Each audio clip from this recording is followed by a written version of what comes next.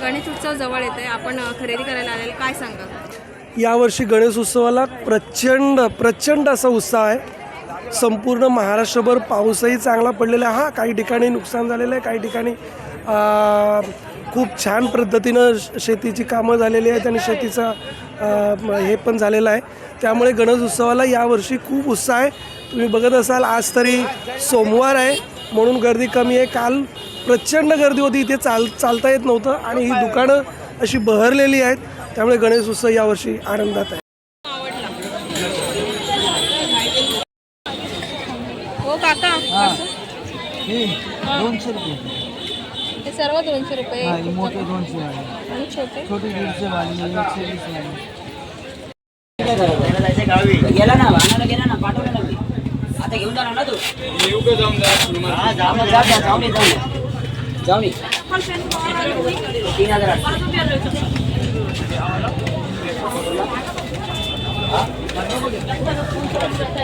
खरेदीला आलेले आहेत, तर आपण काय खरेदी केली का? हो, आता काल इथून गणपतीला हार घेऊन गेलो.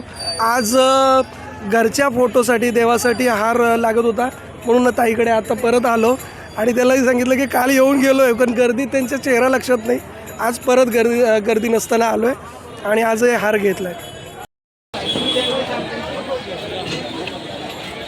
मकरचं लावण्यात आलेलं आहे, त्याच्याबद्दल आपली काय प्रतिक्रिया आहे? मला एवढंच बोलायचं की पब्लिकला खरेदी करायला पाहिजे तसं भेटत नाही का. म्युन्सिपालिटी आणि पोलिसाला ॲक्शनमुळं यावर्षी आम्ही भरपूर लेट मकर लावलेले आहेत, तर पब्लिकला घेता आलं नाही आणि सरकार काय आमच्याकडे काय लक्ष देत नाही, काय नाही. मग आमची खूपच वर्षी हालत बेकार झाली. 2दा माझा मंडप तोडला गेला. मी आता परवा मंडप टाकला. आता 4 दिवसात काय धंदा करणार आणि काय पीस विकणार ते मला काय कळत नाही. तरी पण मी पब्लिकला येईल त्या भावात देतो का पीस ठेवण्यापेक्षा पब्लिकचा फायदा होऊ द्या. आपल्याला पीस कसे पण करून काढायचे. जिथं आम्ही 200-300 पीस विकतो तिकडे आम्ही 100 पीस पण विकू शकत नाही. तर दिवस कम आहेत आणि पीस पण महाग आहे. कारण की थर्माकोल सध्याला बंद असल्यापासून इक्वली आणि फुट्ट्याचे जे आहे ते भरपूर महाग आहे. त्याच्यामुळं पब्लिक पण खरेदी कमी करते सध्याला. पब्लिक गोल्ड तेवढं स्वस्तच बघते. पब्लिकला पण परवडलं पाहिजे. त्यांच्या मतीने त्यांना परवडलं, आम्ही तसं विकतो त्यांना. तर माझं एकच म्हणणं आहे की सरकारला की मराठी माणसाला तर मराठीच्या सणामध्ये धंदा करायला द्या. आणि आता इलेक्शन लावलेलं जे फेरीवाल्यांचं, त्याच्याबद्दल आपण काय सांगा? माझे योग्य आहे का ते योग्य आहे, ठीक आहे, पण ज्याच्यामध्ये पात्र लोकांना भेटणार, पण जे अपात्र जे जुने माणसं आहेत ते त्यांना सध्याला आता त्यांच्याकडे ते पेपर हरवले आहेत, पेपर नाही आहेत. त्यांच्याबद्दल पण विचार करा. सरकारला मी हेच विनंती करतो, जुन्या माणसांना पहिला प्राधान्य द्या आणि जे नवीन येतात त्यांची चौकशी करा. हा किती वर्षापासून लावतो, किती वर्षापासून नाही, मग त्यांना द्यायचं की नाही द्यायचं ते सरकार मार. पण जुने माणसाचे आम्ही आज 30 वर्षापासून धंदा करतो.